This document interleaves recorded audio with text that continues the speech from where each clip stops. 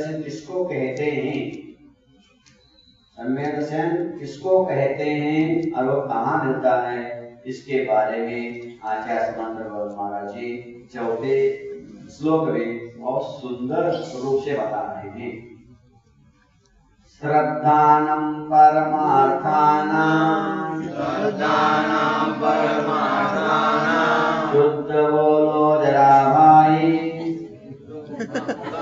बोल रहे हैं क्या प्रश्न क्या लिखा है, तो श्रद्धा ना लिखा है, श्रद्धानम फिर नाम का नाम क्या बोला तुमने, श्रद्धानं परमार्थानां श्रद्धानं परमार्थानां श्रद्धानं परमार्थानां श्रद्धानं परमार्थानां माप्तागम तपोवृतां माप्तागम तपोवृतां माप्तागम तपोवृतां माप्तागम तपोवृतां माप्तागम तपोवृतां माप्तागम तपोवृतां त्रिमूढ़ा ओढ़मष्टांगं त्रिमूढ़ा ओढ़मष्टांगं त्रिमूढ़ा ओढ़मष्टांगं त्रिमूढ़ा ओढ़मष्टांगं। जिसके पास किताब नहीं वो भी बोले, किताब नहीं ऐसे बोलना नहीं है ना, किताब नहीं हो तो भी बोल सकते, बोलने के लिए को कहना त्रिमूढ़ा ओढ़मष्टांगं त्रिमूढ़ा ओढ़मष्टांगं सम्यक् दर्शनमस्मयम् सम्यक् दर्शनमस्मयम् सम्यक् दर्शनमस्मयम् सम्यक् दर्शनमस्मयम्। हमें बोलने को आ गया, शुद्ध उच्चारण पढ़ने लगा क्या, दो चार बार आप घर में बोलोगे ना, तो सबसे पहला क्या रखा है, श्रद्धान। इतना बड़ा बात, कितनी बड़ी बात है। देखो श्रद्धान कहाँ है, परसों एक दिन हमने बताया था ना, भगवान के ऊपर गुरु के ऊपर क्या करना चाहिए, श्रद्धा श्रद्धा श्रद्धा या श्रद्धा में है ना, या श्रद्धान करना चाहिए क्या, विश्वास।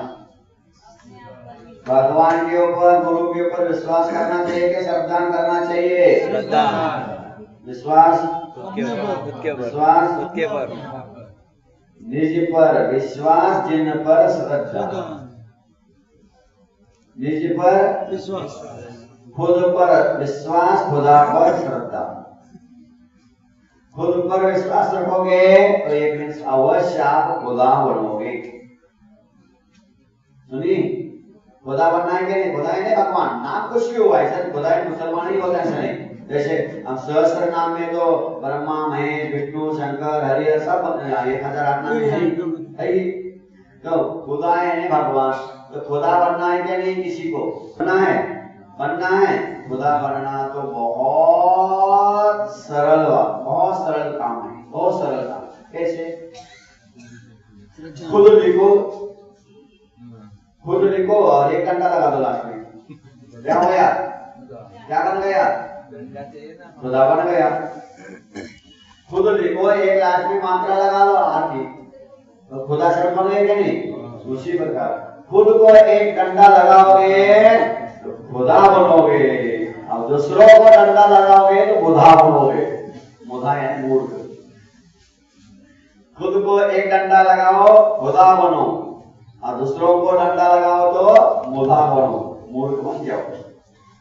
तो सबसे पहले श्रद्धान करना है, भगवान के ऊपर श्रद्धान, भगवान के ऊपर गुरु के ऊपर विश्वास भूल से भी नहीं करना। कह रहा हूं सुनो और एक बार, और विशेष रूप से दिगंबर गुरु के ऊपर तो कभी भी विश्वास बोलो ना, करना है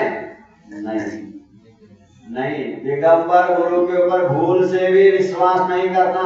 ऐसा रास्ता दे दो, थोड़ा आगे पीछे वालों का रास्ता दे दो, अंदर आएंगे तो हर जगह है ना, बैठे सभी बहनों भाई बाकी इतना रखते बैठे, किसी के आगे किसी बैठो, बीच में पीछे जाने वालों का रास्ता भी दे दो थोड़ा सा। रोज कहना पड़ता है, तो 1 घंटा रखूंगा लंबा रखूंगा तो यहाँ बैठे बैठे मार सकेंगे। तो गुरु के ऊपर भूल से भी विश्वास, सपन में भी विश्वास नहीं करना चाहिए। क्योंकि जिन गुरुओं ने अपने माता पिता भाई बहन घर द्वार सब छोड़ करके आने में आगे पीछे नहीं देखे, बिना सोचे साथ के छोड़ के आ गए, तो तुम्हें क्या वो मोक्ष ले जाएंगे? तुम्हें क्या मोक्ष ले जाएंगे? लाएंगे नहीं जाएंगे? नहीं ले जा सकते, तीन काल में नहीं ले जा सकते, ध्यान रखना। उनके ऊपर कभी भी विश्वास मत करना। हुआ ऐसा है, आज तक हम लोगों ने भगवान के ऊपर, गुरु के ऊपर बहुत विश्वास रख के बैठ गए, इसीलिए वो छोड़ के चले गए। अरे सब कोई दुनिया में सब व्यर्थ बेकार की बात है, भगवान भी साथ नहीं देते, गुरु भी साथ नहीं देते, कोई बेकार की बात है। फिर असंतान अविश्वास हो जाता है तो धर्म से च्युत हो जाते हैं। इसीलिए भगवान के ऊपर, गुरु के ऊपर भूल से भी विश्वास नहीं करना।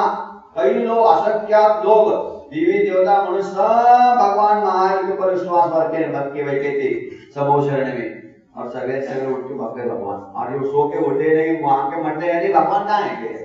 अरे भगवान तुम्हें तो पार कराने हो, तुम ही तो केवल हार, जय जय जय जय हाँ, तुम्हारे भरोसे मैंने वो पावर में नहीं डाली, आप पार कराओगे इसलिए सोच के बैठे थे, और आप ही छोड़ के भाग गए।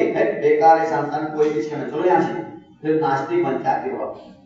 इसलिए भगवान के ऊपर विश्वास नहीं, विश्वास खुद के ऊपर रखो और भगवान पर श्रद्धा। शब्द भी आया, देखो प्रत्येक शब्द में श्रद्धा शब्द आया। देव गुरु के शास्त्र के ऊपर श्रद्धा रखना चाहिए, अटूट श्रद्धा रखना चाहिए। कुछ भी हो जाए, वो जो कह रहे वही सही है, ऐसा श्रद्धा रखो। और अपने ऊपर विश्वास, मैं ये काम कर सकता हूँ, इतना दिल पावर जगाओ, देखो आनंद ही आनंद है। लेकिन हो रहा है क्या? भगवान के ऊपर विश्वास और अपने ऊपर श्रद्धा नहीं।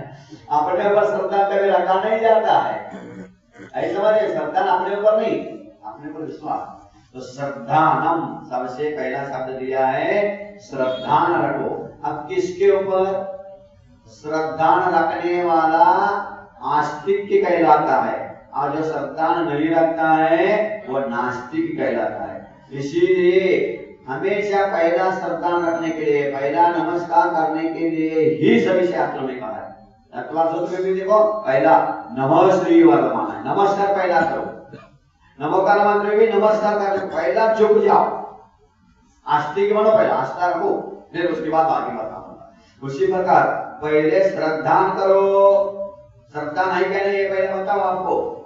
आप देवगुरु शास्त्र पर श्रद्धा है कि नहीं? आपका नहीं है ना? है, सही में श्रद्धा है, बिल्कुल श्रद्धा है। हाँ, तो श्रद्धा रखना है तो अब किसके ऊपर रखना है? परमार्थानाम, जो परमार्थ रूप है, जो परमार्थ रूप है, प्रमाद रूप नहीं, प्रमाद रूप नहीं, परमार्थ रूप, यानी जिसके द्वारा मोक्ष मिलता है। ऐसे जो मोक्ष गए हैं, जो मोक्ष जा रहे हैं, और जो मोक्ष का मार्ग दिखा रहे हैं, वे हमारे पास तीन हैं। कौन कौन? सिद्ध भगवान, मोक्ष, बोलो ना, जा रहे ना, जाने वाले हैं ना, बता रहे क्या रास्ता? सिद्ध भगवान मोक्ष गए, ठीक है। अब अरहंत, आचार्य, उपाध्याय, साधु, ये क्या है? मोक्ष जा रहे हैं, मोक्ष जा रहे। सिद्ध भगवान मोक्ष गए हैं, अरहंत, आचार्य, उपाध्याय, साधु मोक्ष मार्ग में राही बनके, पथिक बनके चल रहे हैं। और जिनवानी मां, ये कौन है? क्या है? Sign board. आपको जाना है दिल्ली, तो रास्ता तो है, ड्राइवर है, गाड़ी है, लेकिन कितना किलोमीटर है, कहाँ मुड़ना है, कैसा आगे घाट है कि क्या है, गिरे तो देखते हुए जाते क्या नहीं? तो गाड़ी हमारे रास्ता में, अच्छा चलो आपने चलाते हो, आराम जाकर भड़क जाओगे, क्योंकि बताया है आगे क्या है, रेल फाटक है, आगे स्पीड ब्रेकर है, उसको देखते हुए चलाते क्या नहीं गाड़ी? और ड्राइवर लोग को गाड़ी कैसे चलाते हैं? मात्र गाड़ी क्या देखते, सही सही बताना, गाड़ी चलाते समय क्या देखते हैं? गाड़ी चलाते समय प्रत्येक ड्राइवर कभी भी अपनी गाड़ी नहीं देखता है। क्या देखता है? सामने वाले बोलो, किसकी गाड़ी देखता है? वो सामने बस करके ना, हमारी गाड़ी अच्छी ना, हमारी स्वयं की गाड़ी देखता है कि दूसरों की गाड़ी देखता है? क्यों? दूसरों की गाड़ी क्यों देखो? चला रहे अपनी गाड़ी और देख रहे वही। वो भी ऐसा नहीं, दोनों तरफ आगे भी देखता है पीछे भी देखता है। पीछे कौन सी गाड़ी आ रही, आगे देखते वही पीछे देखता है। ये गजब की बात है। देखता है वो आगे के पीछे, आगे देख रहा है किसमें? साइड लाना है, पीछे से गाड़ी समझ लेता है गाड़ी आ रही है। तो दूसरों की गाड़ी देखते हुए अपनी गाड़ी बचाता हुआ चलता है। देखना है दूसरों की गाड़ी और बचाना है अपनी गाड़ी। क्या बात है ड्राइवर लोग, सुनो ये। उसी प्रकार मोक्ष मार्ग में भी ऐसा ही है। देखो संसार को देखना बुरा नहीं है। ध्यान रखना, आचार्य उमा स्वामी जी महाराज ने तत्वासूत्र में कितनी बड़ी बात कही है। क्या होता है? समझ, जगत काय स्वभाव संवेग वैराग्यार्थम। वाह, क्या बड़ी बात है। जगत काय, इस दुनिया के बारे में सोचो और शरीर के बारे में सोचो।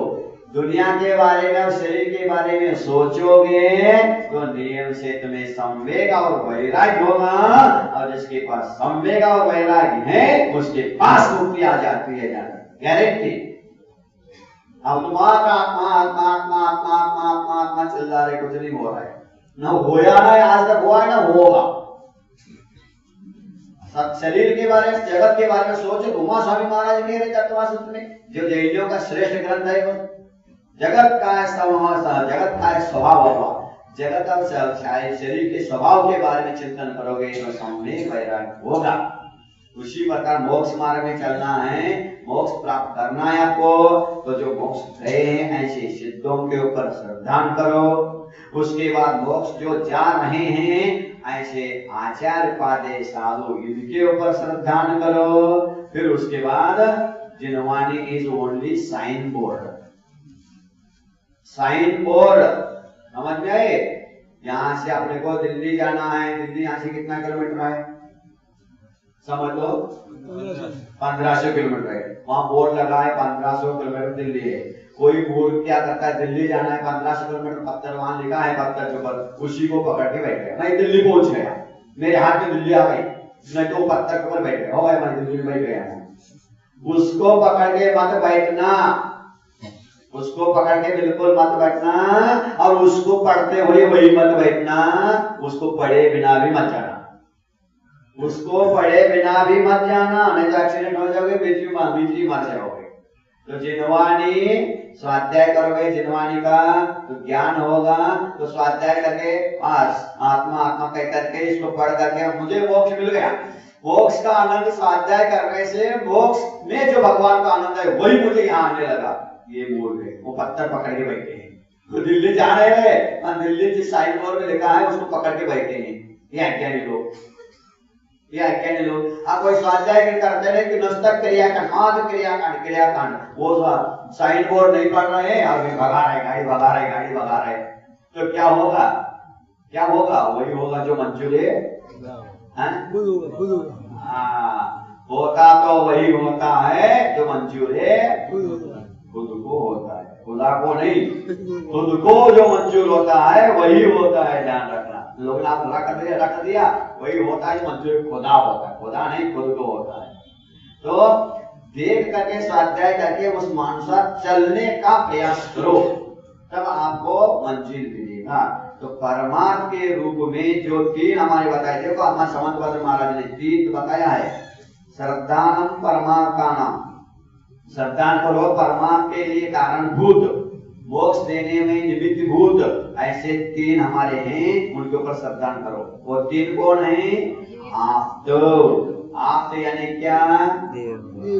आप यानी क्या? भगवान शब्द नहीं दिया यहाँ पे, जैनियों का शब्द है ये। भगवान नहीं, ईश नहीं, प्रभु नहीं, जिनेन्द्र नहीं, आप शब्द है। अब मराठी गुजरात में होता है कि मुझे मालूम नहीं, मराठी में आप यानी क्या होता है मालूम है? मराठी में भी शब्द है आप, मराठी में भी आप शब्द है, शायद यहीं से लिया होगा मराठी भाषा वाले। गुजरात में है क्या नहीं मालूम नहीं, મને ખબર નથી, અને મરાઠીમાં છે. શું છે? આપ્ત. આપ્ત मीन्स परिवार. परिवार में परिवार वाले होते हैं ना, भाई बहन माता पिता, ये सब परिवार को आप्त बोलते हैं मराठी भाषा में. आप्त. तो भगवान वास्तव में हमारे आप्त हैं और भगवान के हम आप्त हैं. सब एक परिवार के हैं. हम एक परिवार के हैं. ऐसा समझ में, भगवान और हम एक ही परिवार के हैं. भगवान के हम अंश है कि वंश है? बोलो. कई लोग कई धर्मों में बताते हैं हम भगवान के ही अंश हैं. भगवान के अंश नहीं है. भगवान के अंश होते तो भगवान, हमें दुख हो तो भगवान को भी दुख होना चाहिए क्या नहीं? होना चाहिए क्या नहीं? बोलो, होना चाहिए.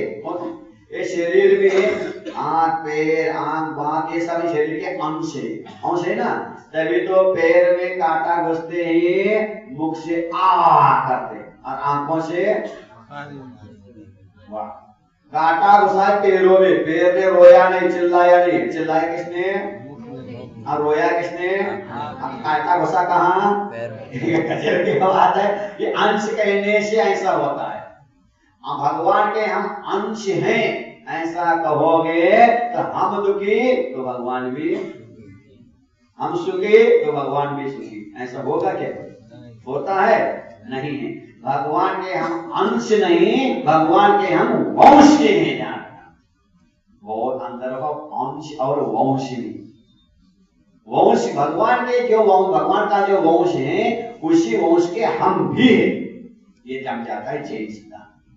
लेकिन अन्य धर्म नहीं, हम भगवान के ही अंश हैं ऐसा हो ही नहीं सकता है. इस बात को समझ लो अच्छी तरह से. तो परमात्मा के रूप में आप यानी कौन है? आप यानी भगवान जिनेंद्र, जो संसार में अपने ज्ञान से व्याप्त हैं और व्याप्त संसार को जो जानते हैं वे आप हैं. क्या कहा? सुना नहीं सुना? जो अपने ज्ञान से पूरे संसार में व्याप्त हैं, जो अपने ज्ञान से पूर्ण संसार में व्याप्त हैं और जिसके ज्ञान में पूरा संसार व्याप्त है वे हमारे आप्त हैं. वे हमारे आप्त हैं. आप्त यानी जिनेंद्र भगवान, वीतरागी भगवान. उनके ऊपर श्रद्धा करो. फिर उसके बाद आगम. यहाँ शास्त्र नहीं कहा, यहाँ शास्त्र नहीं कहा, ग्रंथ नहीं कहा. यहाँ क्या कहा है? यहाँ पे आगम. आगम. आगम वही होता है जो आए हुए गम को भगा दे, वो आगम कहलाता है. क्या कहा? कितने शब्द, ये एक शब्द हमारे आचार्य संबंध बदल रहे हैं, जान बोलते सुंदर से सुंदर रखते हैं. आपके पास गम. गम यानी क्या? वो चिपकाने वाला गम नहीं, दुख. दुख को गम बोलते हैं. जो आए हुए गम को मिटा दे उसे क्या बोलते हैं? आगम. इस जो दुख कहाँ से आते हैं, कैसे आते हैं, कितने आते हैं, किस प्रकार से आते हैं, उसको कैसे मिटाया जाता है, यह सब इस आगम में आपको देखने को मिलेगा. इसीलिए इसको आगम बोलते हैं. अन्य धर्मों में ग्रंथ बोलते हैं, कुरान बोलते हैं, बाइबल बोलते हैं, अन्य उसका नाम अलग अलग है. लेकिन यहाँ जिन्वा ने भी शब्द नहीं दी, जिन्वा ने भी नहीं इसको कहा, आगम शब्द कहा. क्योंकि आगत गम को जो भगा दे वो आगम है. जिन्वानी क्यों नहीं कहा? परमात्मा नाम जिन्वानी ऐसा नहीं शब्द कहा. क्यों जिन्वानी क्यों नहीं कहा? क्योंकि जिन्वानी इसलिए कहा, जिनेंद्र भगवान के तो वाणी है ही, आगम में जिनेंद्र वाणी भी है, लेकिन जिन्वानी शब्द क्यों नहीं कहा? क्योंकि जिन्वानी जिनेंद्र से मुख से निकलती है, लेकिन उसको लिपिबद्ध जिनेंद्र नहीं करते, गुरु करते हैं. गुरु करते हैं. गुरु भी अपने हाथ से गुरु लिखते हैं. जिनेंद्र भगवान कहते हैं, गुरु लिखते हैं. इसीलिए आप जिन्वानी कहते हो, गुरु क्यों? सुधा सागर महाराज कह रहे थे एक बार, सोचो तो कैसे मूर्ख लोग हैं. कैसे मूर्ख लोग है श्रोता लोग। मैं 1.5 घंटे 2 घंटे गला फाड़ फाड़ के चिल्लाता हूँ, जोर से चिल्ला के प्रवचन करता हूँ। अब जैसे प्रवचन खत्म हुआ, बोलो भैया उठो जिनवानी स्तुति करो। हो गए, मैं मर गया चिल्लाते चिल्लाते। जिनेंद्र भगवान की स्तुति कर रहे हैं, आज मेरी गुरुवाणी की स्तुति करो। इतनी बड़ी बात कह रहे, देखो गुरुवाणी सुना तो नहीं, क्या जिनवानी सुना? बोलो फिर जिनवानी स्तुति क्यों? जिनवानी स्तुति क्यों बोला तुमने? गुरुवाणी गुरुवाणी स्तुति क्यों नहीं कहा? क्योंकि गुरु भी जिनेंद्र के ही लघुनंदन है। जिनेंद्र ने जो कहा है वही गुरु ने कहा है, इसीलिए जिनवानी कह देते हैं। इसीलिए देव और गुरु दोनों ने मिलकर के जिनवानी को रचा है, इसीलिए यहाँ आगम कहा है। दोनों ने, अब डॉक्टर श्रेष्ठ की कंपाउंडर श्रेष्ठ है। अस्पताल में दोनों है, डॉक्टर भी है और दूसरा कौन हमने बोला था? अच्छा, कंपाउंडर, जो ड्रेसिंग में पाउडर कम लगा दे। जो ड्रेसिंग करते समय पाउडर कम लगाता है उसका नाम कंपाउंडर है। जो डॉक्टर भी है और कंपाउंडर भी है, दोनों हैं, लेकिन दोनों में कौन सा अच्छा है? डॉक्टर ऑपरेशन बनाता है, टाका लगाता है, छोड़ देता है, बाकी काम कौन करता है? कंपाउंडर करता है। ऑपरेशन करने वाला ठीक है, ड्रेसिंग करने वाला ठीक है, अच्छे है, दोनों ही अच्छे हैं, क्योंकि दोनों ही उपचार कर रहे हैं पेशेंट का। उसी प्रकार जिनेंद्र भगवान सर्वश्रेष्ठ डॉक्टर हैं। कोई हार्ट स्पेशलिस्ट होता है, कोई ब्रेन स्पेशलिस्ट होता है, सब स्पेशलिस्ट, लेकिन हमारे भगवान सोल स्पेशलिस्ट हैं। आत्मा को शुद्ध करने वाले हमारे जिनेंद्र भगवान डॉक्टर हैं। और हम लोग क्या है? नहीं, हम लोग पेशेंट थोड़े, हम कंपाउंडर है। हम कंपाउंडर है, और इतने सारे यहाँ बैठे हो पेशेंट है। जो यहाँ नहीं हो अपसेंट है, वो पेशेंट नहीं है, वो तो डेड है। ये पेशेंट है इसीलिए तो यहाँ आए हैं, और यहाँ अपसेंट है, वो पेशेंट नहीं, वो डेड है, गए हुए हैं। गए हुए तो अपसेंट पेशेंट थोड़े माने जाते। गए हुए आदमी को पेशेंट मानते क्या? कोई नहीं, वो पेशेंट नहीं है, वो डेड है। और ये पेशेंट है, ये तो यहाँ तो प्रेजेंट है ना? तो हम लोग कंपाउंड हैं, जिनेंद्र भगवान doctor specialist, soul specialist doctor हैं, है ना? तो यहाँ बताया है परमात्मा के रूप में आप्त, यानी जिनेंद्र भगवान, आगम यानी शास्त्र, जिनवानी। आगम शब्द बहुत सुंदर शब्द है। आगम, आगत गम को भिगा दे, वो आगम। अब इसके बाद तपोभृताम, कितनी एक शब्द देखो, योगी, साधु, मुनि, श्रमण, संत, कुछ भी नहीं लिखा। ये नहीं लिखा क्या? तपोभृताम, तप को धारण करने वाले तपस्वी। ज्ञानी शब्द नहीं लिखा। शब्दानां परमार्थानां आप्तागम ज्ञानी भृताम, ज्ञानी लिखा है क्या? नहीं। लेकिन कुछ अज्ञानियों ने, मूर्खों ने क्या कर दिया? जिनवानी में जनवानी मिला करके कैसे किया? ये कहां से? जयपुर से छपी किताबें देख लेना, द्रव्य संग्रह में। उसमें लास्ट में कुंद आचार्य, निमिषन आचार्य, तो लास्ट में कहते भैया इसमें कोई मुनि शब्द दिया है, मुनि शब्द दिया है उसमें निमिषन आचार्य, लेकिन इन लोगों ने मुनि की जगह गुनी बना दिया, उसको बेटा करके, क्योंकि उनके यहाँ मुनि बनते ही नहीं और मुनि को मानते ही नहीं, तो सीधे सीधे मुनि को हटा दिया और गुनी बना दिया। देखो ये जिनवानी में जनवानी कैसे मिलाते, गुनी भी नहीं, और गुनी तो है ही नहीं, वो दुर्गुनी है। ऐसा करने वाला क्या गुनी हो सकता है? तीन काल में हो नहीं सकता है। मुनि शब्द क्यों आता है? मूल ग्रंथ में मुनि शब्द है, मुनि नाम वंदना से तो शब्द है, और उसको गुनी ना कह दिया। वो अच्छा कह रहे तो ज्ञानी ना कह देता, और गड़बड़। देखो तो ऐसे जिनवानी में जनवानी मिला करके आप लोगों को बुद्धू बना देते। जो दिगंबर गुरु के द्वारा लिखा ग्रंथ नहीं है, आगम नहीं है, और वस्त्रधारियों को लिखा है, और देखने में तो बहुत अच्छा लगता है, लेकिन वो जिनवानी नहीं जनवानी है, वो स्वीट पाइजन है। स्वीट पाइजन सबको अच्छा लगता है। स्वीट पॉइजन खाने में तो अच्छा लगता है, लेकिन धीरे धीरे मारता है, धीरे धीरे मारता है। जैसे स्वीट पॉइजन यानी जैसे गुटखा है, गुटखा खाए के लिए चाय, वैसे स्वीट पॉइजन नहीं। बता दूंगा संडे के दिन कभी ना कभी बता दूंगा, कितने शराबी लोग हैं सब बता दूंगा यहाँ पे, है ना। तो ये स्वीट पॉइजन मिला लेते लोग निश्चय वाली गड़बड़ करके। मुनि को हटा क्यों दिया तुमने वहां पे? जब मूल आचार्य ने मुनि ये शब्द लिखा है अपने कलम से, तो उसको गुनी क्यों बनाया आपने? बहुत बड़ा अनर्थ कर दिया उन लोगों ने। ऐसे ग्रंथ कभी नहीं पढ़ना चाहिए, वो शास्त्र में बिल्कुल शस्त्र है, परमाणु है। तो आप अगर अब तपोभूत ने तपस्वियों को, जो तपस्वियों को सावधान करता है। आज कोई मुनि बन गए, गुनी बन गए, धनी बन गए, संत साधु बन गए, लेकिन तपस्वी नहीं। तपस्या करने से ही क्या होता है? कर्मचरण निर्जरा होती है। इसीलिए तपस्वी, तपोभूत ये शब्द दिया है आचार्य महाराज ने, क्योंकि मात्र मुनि बनने से, साधु संत बनने से मुक्ति नहीं मिलती है। बोलो, सम्यक दर्शन, सम्यक ज्ञान, सम्यक चारित्र से मुक्ति मिलती है क्या? बोलो ना जल्दी, मिलती है क्या? नहीं मिलती है, नहीं मिलती है, फिर किससे मिलती है? हाँ?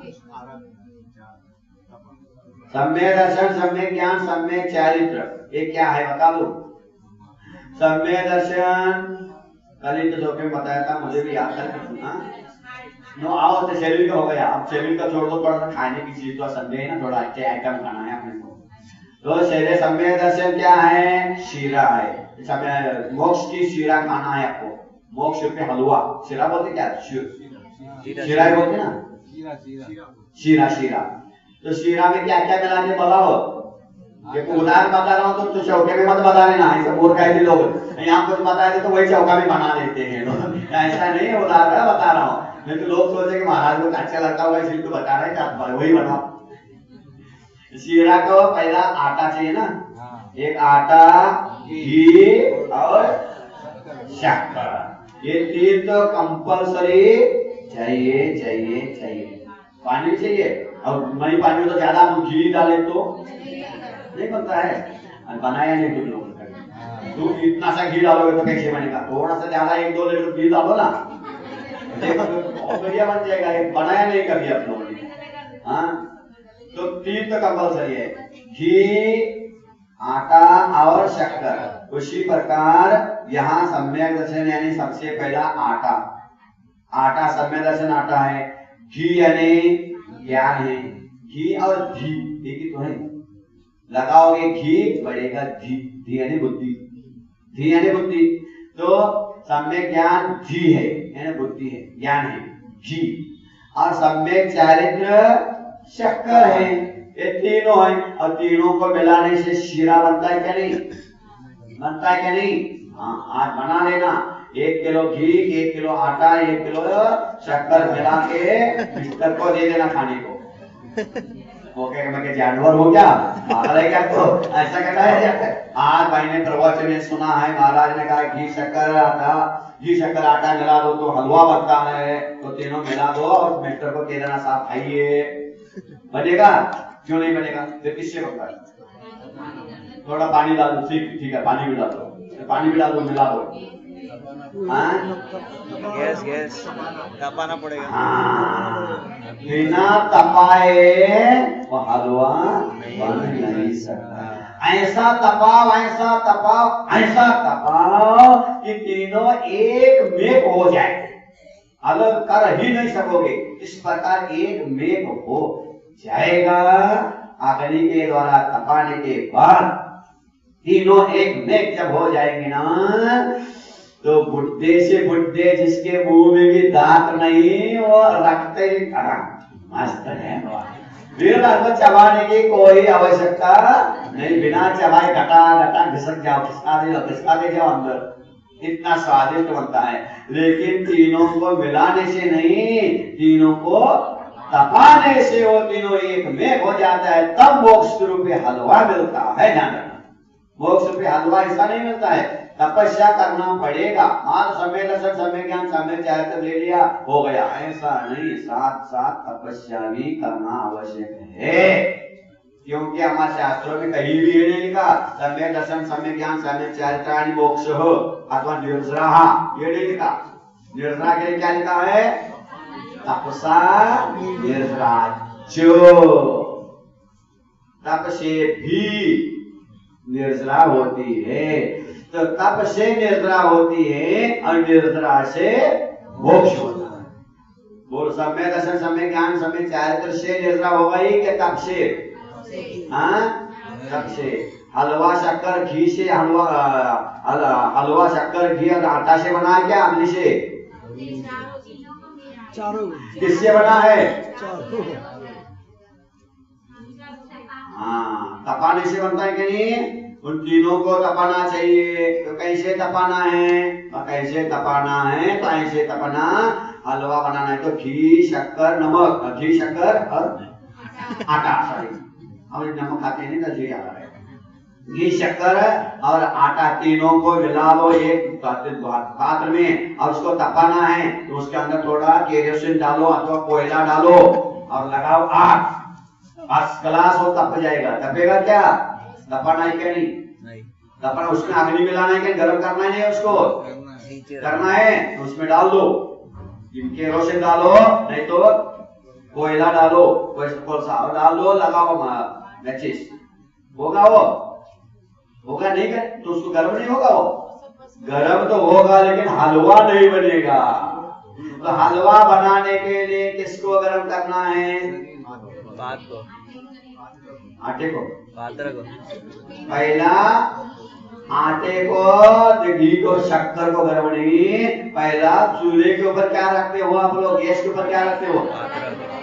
पात्र, कढ़ाई।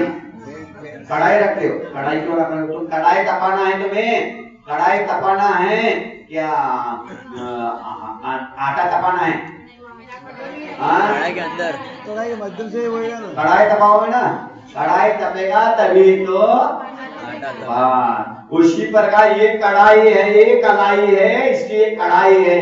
कढ़ाई तपाओगे तो अंदर से आत्मा तपेगी, ध्यान रखना। और ये तो तपाना नहीं, एसी लगा भैया, हम 2 दिन में 4 बार स्वाध्याय करेंगे एसी लगा करके, पंखा कूलर लगा करके। इसको जो तपाएगा नहीं उसका हलवा कभी बन ही नहीं सकता। आत्मा, उसकी आत्मा तो जल जाएगी। इसीलिए तपोवृत शब्द दिया है। तपस्वी ही बनना पड़ेगा आपको, तपस्वियों को ही नमस्कार करना पड़ेगा। जो एसी में स्वाध्याय करेंगे वो तपस्वी नहीं है, वो ध्यान रखना।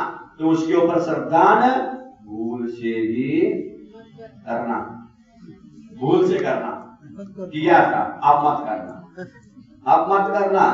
जो 28 मूल का पालन करे, जो 24 घंटे में एक बार मात्र भोजन करे, सुन रहे हो? इधर ठंडा पानी रखा, एसी चलो, ये गुण पीछे। हाँ, शुद्ध ज्ञान दर्शन स्वामी आत्मा बोलो। ऐसे तपस्वी नहीं कहलाते, ध्यान रखना। वो तो तुम्हें बस गुमराह कर रहे हैं, क्योंकि उनसे बनता नहीं तब करना। इसीलिए तो सभी तपस्वियों की निंदा करो, भ्रष्ट करो, ये काम चालू षड्यंत्र। ऐसा नहीं होना चाहिए।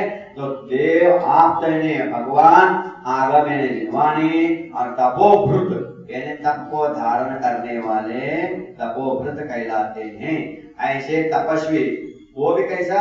सम्यक होना चाहिए, ध्यान रखना। सम्यक अर्थात सम्यक के सहित तप करने वाले, मिथ्या तपस्वियों की बात ही नहीं। क्योंकि पहले बात ही दूसरे श्लोक में ही बताया है।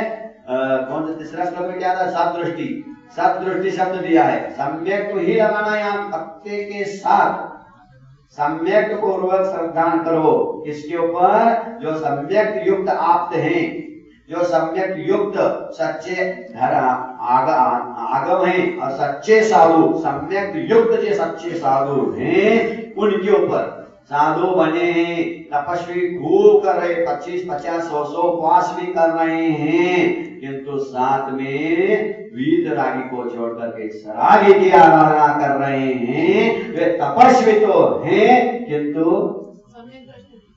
वो क्या कर रहे हैं मालूम है? फिर वो हलवा बनाना चाहते हैं, पात्र को ही गर्म कर रहे हैं, इसलिए उसके अंदर आटा नहीं है। उस कढ़ाई में आता नहीं है, कढ़ाई तपा रहा है, कढ़ाई तपा रहा है, कढ़ाई तपा रहा है। गैस जिस दिन खाली हो जाएगा तो ठंडा पड़ जाएगा। तो सम्यक के साथ तपाओ, तब वो कर्म निद्रा के कारण होगा। जो सम्यक के साथ तप करते हैं ऐसे तप वृत्ति यानी तप को धारण कर ले। सम्यक साधु के ऊपर विश्वास करो। तो श्रद्धा किसके ऊपर करना चाहिए? परमार्थ रूप, परमात्मा को देने में निमित्त सहायक ऐसे आप यानी जिनेन्द्र भगवान, आगम यानी जिनवानी, तपोवृत्ति यानी दिगंबर साधु, जिनके ऊपर श्रद्धा करने से सम्यक दर्शन होता है। किंतु एक सामान्य रूप से बताया। अब इसके साथ क्या, ये समझ लो गाड़ी खरीदी आपने, तो गाड़ी कैसा चलाना है, गियर कैसा डालना, गियर कहाँ डालना, ये सब बता दिया। गाड़ी को भगाना है तो ड्राइवर को ले, ड्राइवर के साथ तेल भी हो और गाड़ी में हवा भी हो, इतने तो बता दिया। अब उस गाड़ी को सुव्यवस्थित रखना है, कहीं पंक्चर न हो जाए, कहीं एक्सीडेंट न हो जाए, इसकी भी व्यवस्था करनी है ना, ये भी तो बताना पड़ेगा। तो वो आगे के इसमें बता रहे लाइन में, त्रिमूढ़ा पोड़ माष्टांगम। त्रिमूढ़ा यानी तीन मूढ़ता से रहित सम्यक दर्शन होना चाहिए।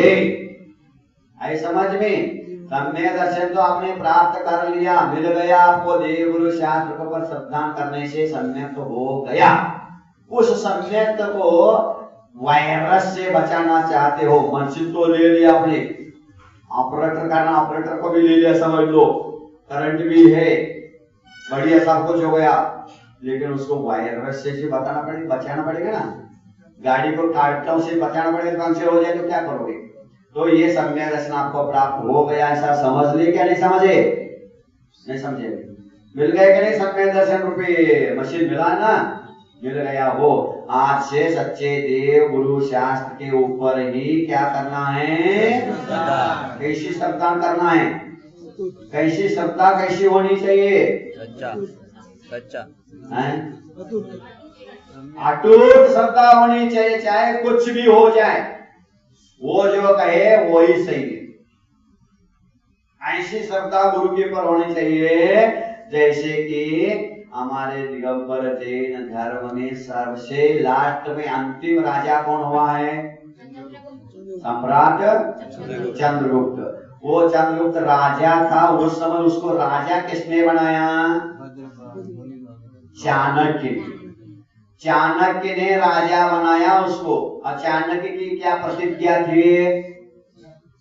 मालूम नहीं?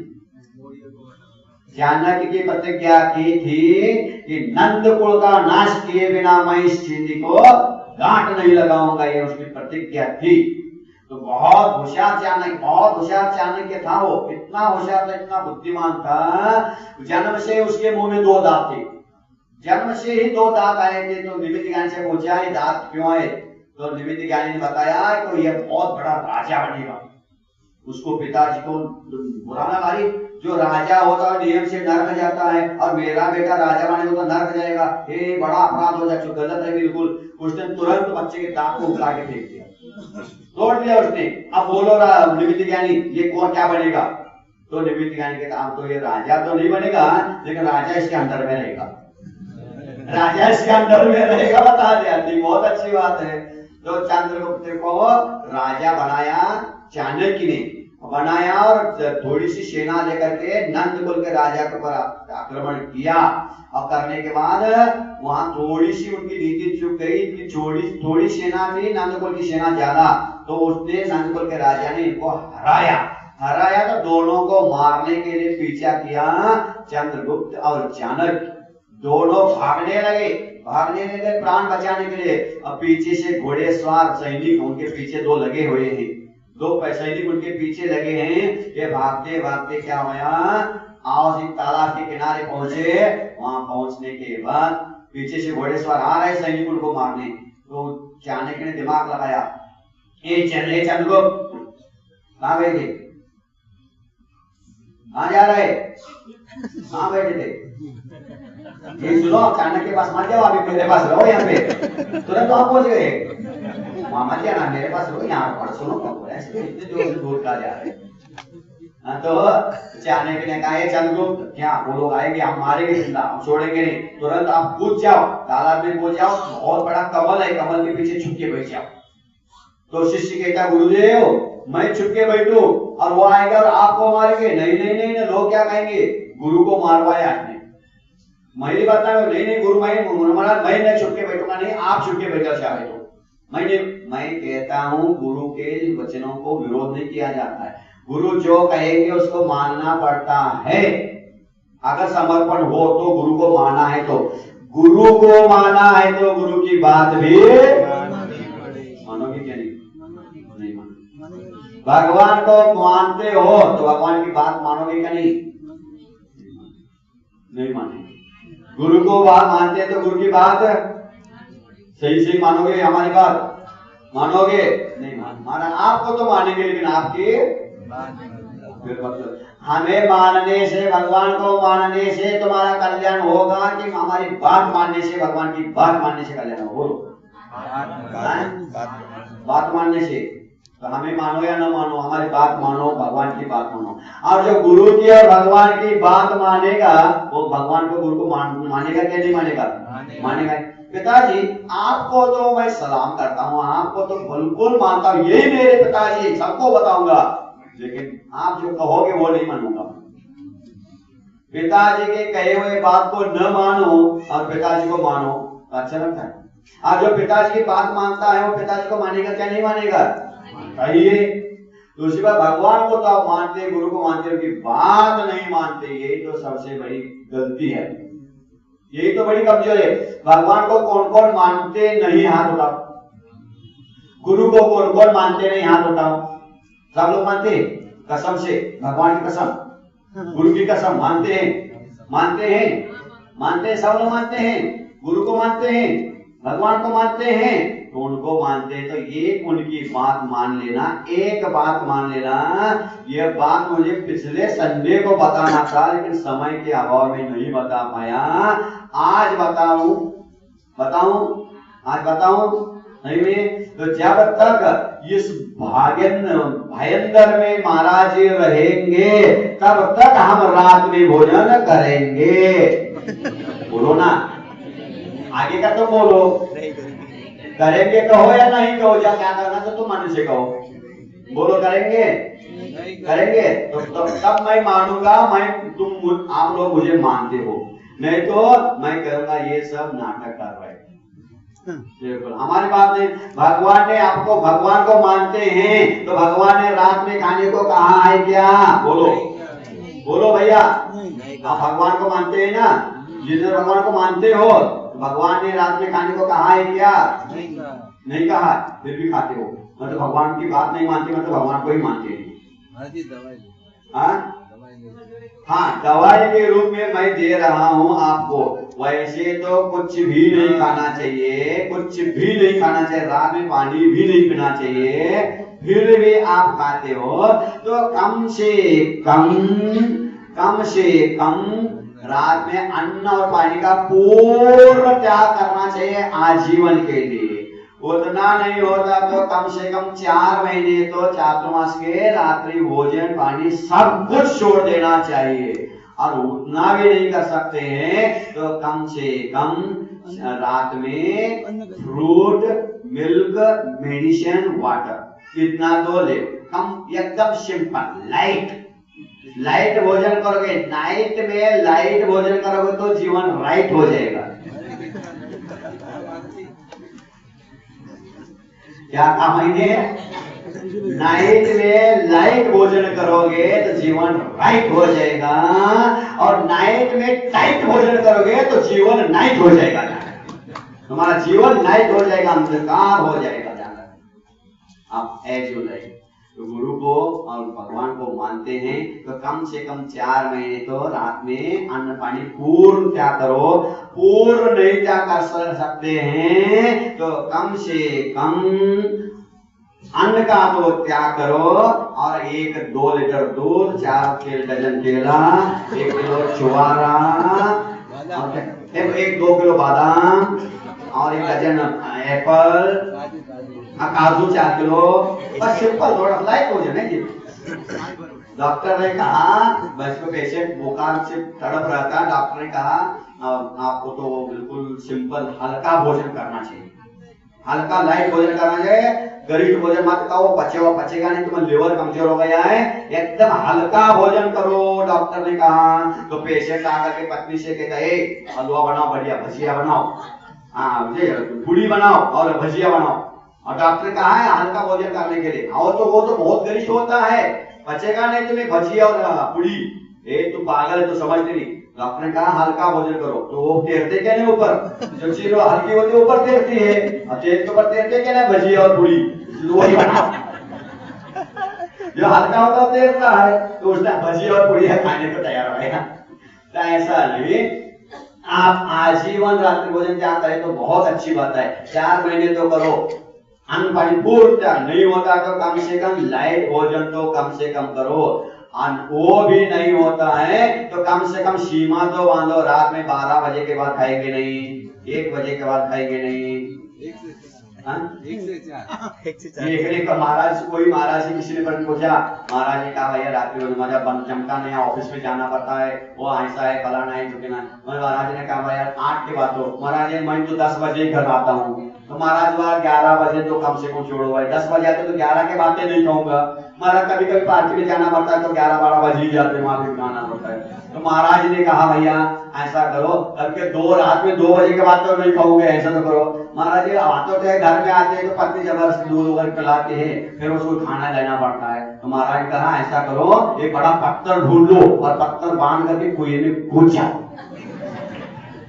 अब क्या करे फिर तो नहीं मानो तो, अरे कम से कम जानवर भी, जो कौवा है मांसाहारी है वो भी रात में नहीं खाता है, सोच लो,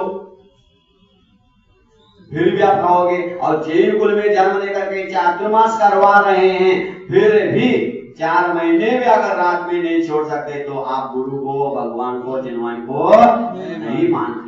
बोलो अब कौन कौन सत्य बोला, गुरु के सामने क्यों झूठ काय को बोले। अब रात में 4 महीने रात में हम महाराज जी जमता नहीं, हम रात में खाएंगे ही, उसको आधा पुण्य में पाप कटेगा उसका, क्योंकि सही बोला इसलिए, महाराज हमें तो जमता नहीं इसलिए हम रात में खाएंगे, छोड़ नहीं सकते हैं।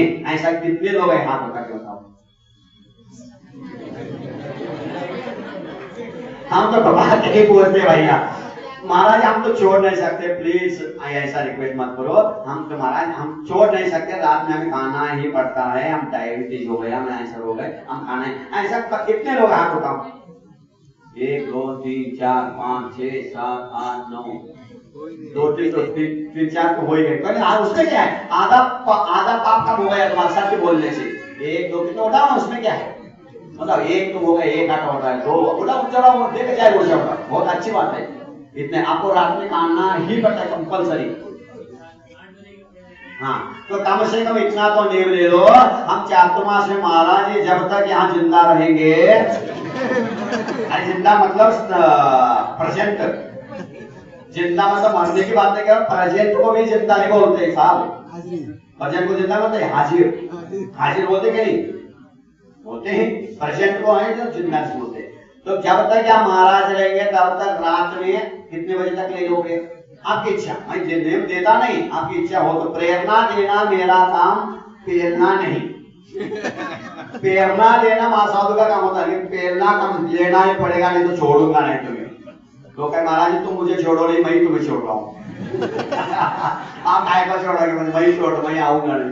तो कम से कम इसकी सीमा कर लो, 4 महीने तक कम से कम 8 बजे के बाद तो खाएंगे, बिल्कुल। जिस दिन में हाथ उठाए तो 8 के बाद तो हम सब छोड़ सकते कि नहीं भाई सब आप, है ना। 8 बजे के बाद तो कम से कम मत खाना, और वो भी आवश्यक पड़े तो कम से कम फ्रूट ले लो, मिल्क ले लो, मेडिसिन ले लो, वाटर ले लो, ठीक है। उसके बाद तो छोड़ोगे, तब मैं मानूंगा तुम गुरु को मानते हो, भगवान को मानते हो, नहीं तो सब गुरु को भगवान को मनवाते हो, मानते नहीं उनको, मनवाते हैं। तो सम्यक दर्शन को शुद्ध रखना है तो 3 मूर्ता से रहित आपको सम्यक दर्शन, 3 मूर्ता ये सबसे बड़े वायरस हैं।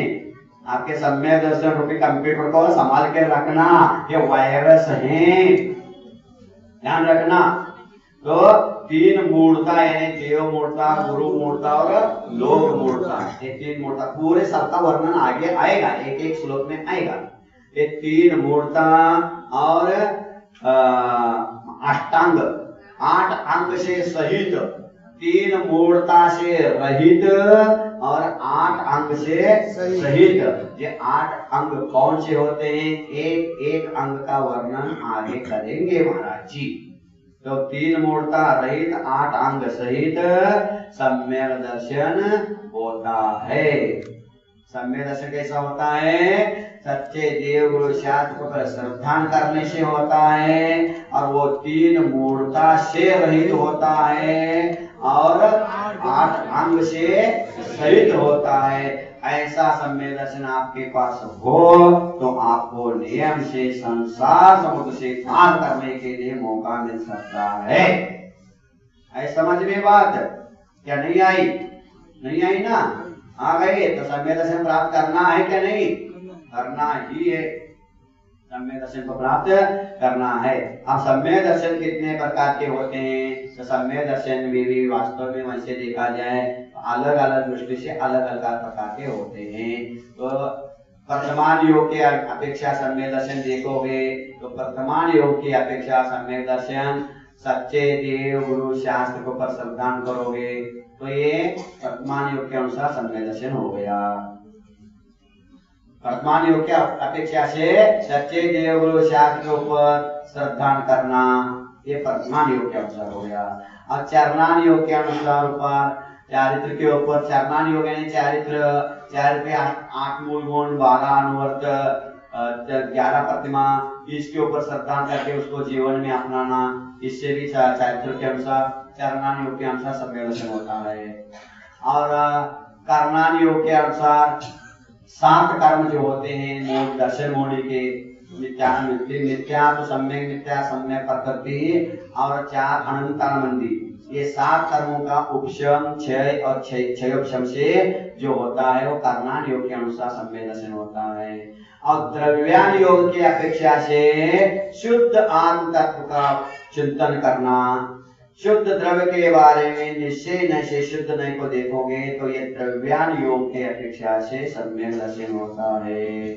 ऐसा समझ में ये सम्यक दर्शन होने का कारण बताया कैसे कैसे अनुयोगी होता है। अब चारों गतियों में सम्यक दर्शन होता है, नरक में भी होता है। नरक में कैसा होता है, नरक में सम्यक दर्शन होने के लिए 3 कारण बताए गए हैं। एक कारण क्या है, नरक में सम्यक दर्शन होता है, नरक में भी होता है। सम्यक दर्शन चारों गति में, सम्यक ज्ञान भी चारों गति में होता है। तो सम्यक दर्शन नरक में कैसा होता है, एक होता है जाति स्मरण, वहां जाने के बाद और मैं क्या था, यहाँ क्यों आ गया, उसको जाति स्मरण होता है। उस जाति में मैं तो मिथ्या तो किया, मैंने पाप किया, इस कारण यहाँ आया। एक गुरु महाराज समझा रहे थे, चातुर्मास करके बहुत समझाया लेकिन माने नहीं, मिथ्या तो छोड़ा नहीं, यहाँ नरक में आ गया। तो जाति स्मरण से उनको सम्यक दर्शन हो जाता है, एक हो गया। दूसरा क्या, धर्म श्रवण, वहां में भी सभा लगते प्रवचन होता है, लेकिन ऐसा मुनि महाराज नहीं, वो ईश्वर का देव जैसे सीता का जीव लक्ष्मण को समझाने के लिए नरक में गया था, वहां समझाया, तो उससे भी जाति धर्म श्रवण सुन करके भी कई लोगों को सम्यक दर्शन होता है, नारकियों को। ये 2 कारण। और तीसरा क्या है, वेदना अनुभव, भयंकर वेदना होती, इतनी भयंकर वेदना नरक में, यहाँ लाखों करोड़ों बिच्छू एक साथ काटने के बाद जितना दर्द होता है उतना वहां पहुंचते ही दुख हो जाता है, वहीं से शुरू भयंकर दुख होता, भयंकर दुख। उस पीड़ा से डर करके उसको सम्यक दर्शन होता है, यार इसी पीड़ा हो रहा है तो दोबारा ऐसा पीड़ा कभी न हो जाए, तो अपने आत्मा के ऊपर श्रद्धा करता है। तो 3 कारण से नरक में सम्यक दर्शन होता है। और मनुष्य और त्रेंच गति में कैसे कैसे सम्यक दर्शन होता है, तो मनुष्य और सम्यक दर्शन में भी जाति स्मरण है ही, जाति स्मरण से भी होता है। कई लोगों को जाति स्मरण होता है, लेकिन कुछ सीमा का जाति स्मरण होता है, ऐसा नहीं कि हमें करोड़ों अरबों भोग का जाति स्मरण हो गया, ये घोर मिथ्या है। करोड़ों अरबों सौ वर्षों भोग का जाति स्मरण ये आप किसी को हो गया था, बीच में बहुत जोर से वो चल रहा था, लेकिन ये सब मिथ्या है, ध्यान रखना। तो जाति स्मरण भी होता नहीं, ऐसा नहीं होता है जाति स्मरण भी, क्योंकि उदाहरण आते हैं शास्त्र में, जब कबूतर और कबूतर भी प्रेम कर रहे थे, चकवा चकवी प्रेम कर रहे थे, उसको देख करके कौन अपने कौन है पवन कुमार और अंजना को भी हो गया था, लेकिन जय कुमार और सुलोचना को भी हो गया था। ये जाति स्मरण के बारे में लिखा है शास्त्र में। तो जाति स्मरण से भी सम्यक दर्शन होता है मनुष्यों को। और तीसरा क्या है, जिन बिंब दर्शन, जिनेंद्र भगवान के बिंब का दर्शन करने से, देखो क्या कहा है, जिनेंद्र भगवान के बिंब का दर्शन करने से मनुष्यों को सम्यक दर्शन होता है, त्रेंचों को भी होता है, लेकिन जिनेंद्र भगवान का दर्शन करने से नहीं बताया। साक्षात समूह शरण में जाकर के जिनेंद्र भगवान के दर्शन करने से सम्यक दर्शन होता है, ऐसा कहीं भी नहीं लिखा है। क्यों ऐसा नहीं लिखा? बोलो भैया, सागर जी बोलो। जिनेंद्र भगवान के दर्शन करने से सम्यक दर्शन होता है, ऐसा कहीं नहीं लिखा। मनुष्य और त्रिंचों को जिन बिंब दर्शन से कहा है। क्यों कि जिन बिंब दर्शन करने से सम्यक दर्शन क्यों होता है, जिनेंद्र भगवान के दर्शन से क्यों नहीं होता है? अरे अज्ञानी, जिनेंद्र भगवान का दर्शन करने के लिए जाने से पहले सम्यक दर्शन का टिकट ही लेके जाना पड़ता है। वहां क्या करोगे? पहले टिकट लेकर के ही अंदर प्रवेश है, उसमें परमिशन ही नहीं। जैसे शिवभूति मुनि, शिवभूति नहीं, इंद्रभूति ब्राह्मण मिथ्या दृष्टि था, वहां जाकर के जिनेंद्र भगवान के दर्शन से सम्यक दर्शन हो गया कि मानस तम की मूर्ति को देखकर क्या मानस तम की मूर्ति को देखने से। सुधाकर महाराज ने एक बार कहा था कि समूह शरण में मानस तम क्यों? साक्षात भगवान जब विराजमान है तो मानस तम मूर्ति बना के क्या आवश्यकता थी? जब गुरु महाराज मुनि साथ में विराजमान है, फिर उसकी फोटो काय को लगा रहे भैया? तो हाँ, समझ में नहीं आता है। तो उसी प्रकार भगवान जब समूह शरण में साक्षात विराजमान है, फिर भी आप मानस स्तंभ बनाए और मूर्ति रखी है। हाँ, वो इंडिकेटर है। तो इंडिकेटर है, ध्यान रखना। कोई भी मिथ्या दृष्टि आएगा और मानस स्तंभ को देखते ही उसको सम्यक दर्शन होगा, और जिसको सम्यक दर्शन होगा नहीं, मानस स्तंभ को देखने के बाद सम्यक दर्शन नहीं होगा, उसको समूह शरण में परमिशन नहीं। फिर वो जाएगा समूह शरण में, लेकिन वहीं तक जाएगा जहां तक भोजनशाला है, नाट्यशाला है, क्रीडाशाला है। वो समूह शरण में जाएगा और समोसा खा करके वापस आएगा।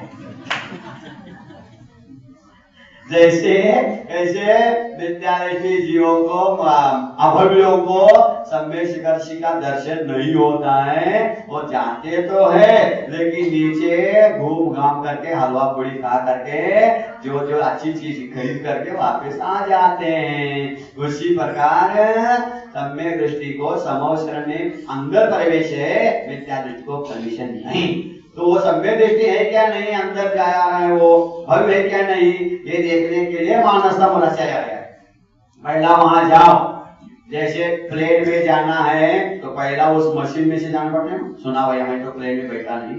क्या भैया, प्लेन में बैठने वालों, उस मशीन में मतलब तुम्हारे पास कोई ऐसा शास्त्र तो कुछ नहीं है, कुछ स्मगलिंग करके सोना चांदी तो नहीं ले रहा है। वो सब आपको मशीन पता है, वहां पैर रखते ही आप कोई भी कुछ भी गड़बड़ी हो, आपके अंदर शरीर में धातु वगैरह कुछ रखा ऊंची हो, शस्त्र हो, तो इंडिकेटर लाल लाइट लगना, पां पां पां बता देता गड़बड़ है, इसको निकालो बाहर, कौन गड़बड़ है इसके अंदर। तो उसी प्रकार समूह शरण में जाना है तो मानस स्तंभ रूपी इंडिकेटर के पास जाओ। अब वहां जाते ही अगर तुम्हारा मिथ्या तो गल गया, सम्यक तो हो गया, तो सब भगवान के पास जा सकते हो, नहीं तो नहीं तो नहीं जा सकते आप। इसीलिए मानस स्तंभ बनाया जाता है।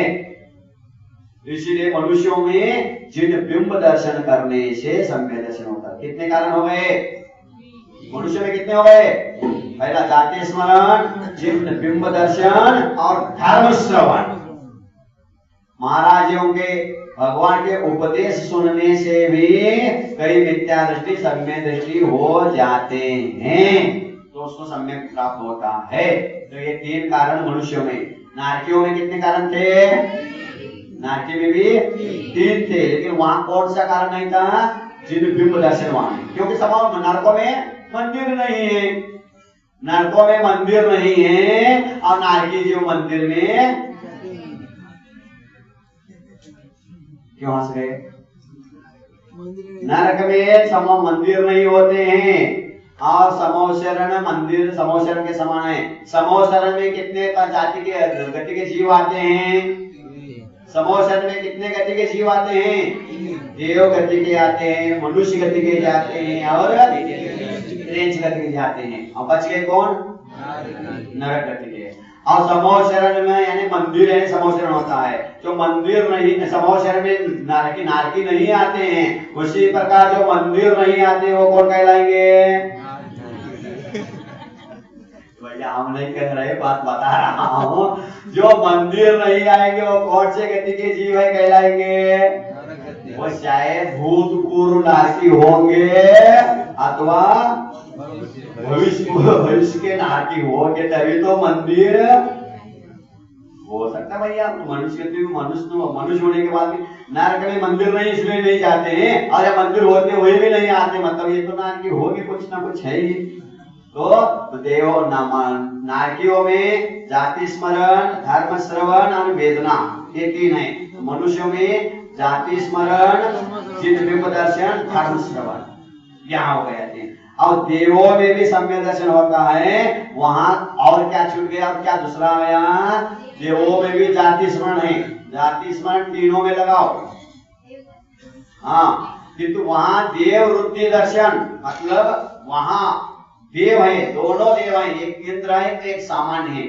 तो सामान्य देव सोचता है मैं भी तो देव हो गया और ये भी तो देव है, लेकिन इसके अंदर में मुझे रहना पड़ रहा है, वो जो कहेगा वही मुझे करना पड़ रहा है। ऐसा क्यों?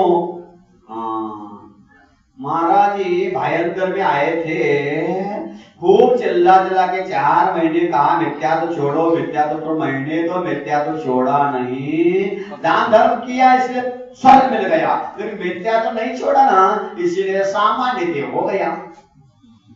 और इसने मिथ्या तो छोड़ दिया, सम्यक तो प्राप्त किया, अच्छा दान धर्म किया तो इंद्र बन गए, कमांडर बन गया हमारा। तो उस समय जाति स्मरण होगा उसको, तो उस समय वो सम्यक दर्शन प्राप्त करेगा। ये भगवान अब हम नहीं करेंगे। क्या इसमें क्या हो गया? ये जाति स्मरण, जिन महिमा देव वृद्धि दर्शन, और उसके बाद जिन बिंब दर्शन नहीं कहा वहां पे, जिन महिमा दर्शन, मतलब वहां समोशरण में जाकर के देवों को क्या होता है? सम्यक दर्शन होता है। क्यों? क्योंकि जिन महिमा दर्शन, जिन महिमा दर्शन, अरे भगवान हम सहोदर इंद्र, सब इंद्रों का इंद्र है, श्रेष्ठ इंद्र है, सारे इंद्र, सारे देव, सारे देवी जिनको नमस्कार करते हैं, ऐसा वो सहोदर इंद्र, और वो भी भगवान के चरणों में नमस्कार कर रहा है। ये भगवान तो बहुत ही बड़े है भैया, तो इसीलिए उसको सोचते सम्यक दर्शन होता है। जैसे यहाँ कलेक्टर डीएसपी किसको सेलेक्ट करते हैं? पुलिस कलेक्टर को सेलेक्ट, पुलिस कलेक्टर का सैल्यूट मारता है, कलेक्टर मुख्यमंत्री आ जाए तो करता है, और मुख्यमंत्री प्रधानमंत्री आ जाए तो खड़ा हो जाता है, प्रधानमंत्री भी राष्ट्रपति आ जाए तो खड़ा होता है, और राष्ट्रपति भी दिगंबर साधु को नमस्कार करेगा तो ये सामान्य चपरासी कहाँ जाएंगे? जब राष्ट्रपति भी यहाँ झुक रहा है तो भैया चुपचाप झुक जाओ। तब वो सोचता है यार राष्ट्रपति से भी बड़ा ये है, गजब की बात है भैया, हम तो धन्य धन्य धर्मात्मा धन्य, वो भी नमस्कार करता है।